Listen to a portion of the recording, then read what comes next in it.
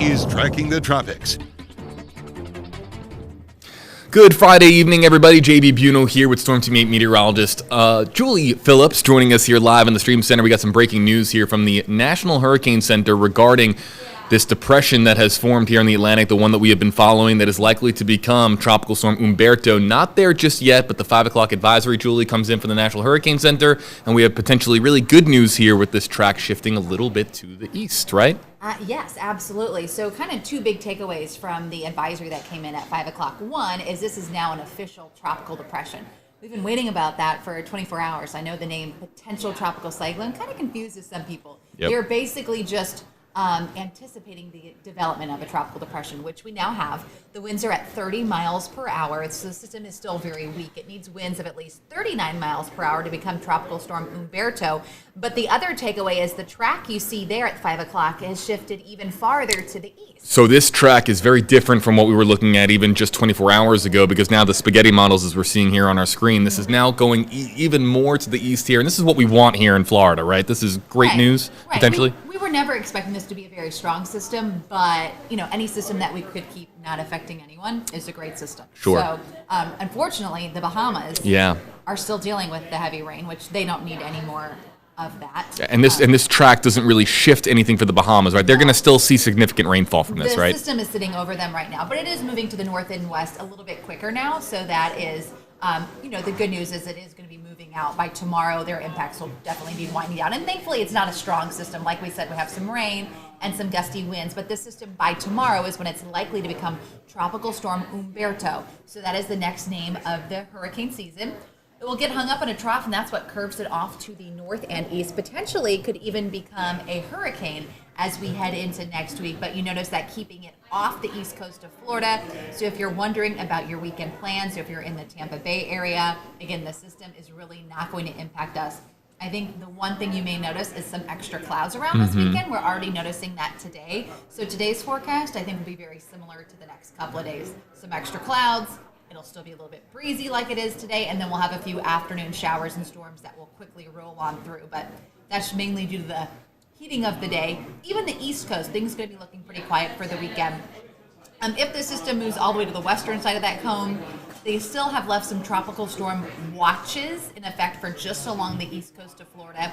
And that's just, in case, that's kind of a worst case scenario for them. I think odds are at this point there's maybe a low to moderate chance they see any tropical storm force gusts on the east coast. Mainly, this system is going to remain out at sea away from the U.S. This was a system that was supposed to be impacting the eastern coast of Florida at some point, right? Maybe 24 hours ago, but then we've seen this track shift more to the east, which means that even for Tampa Bay especially, we're even more in the clear now than we were with this update than we were a day ago.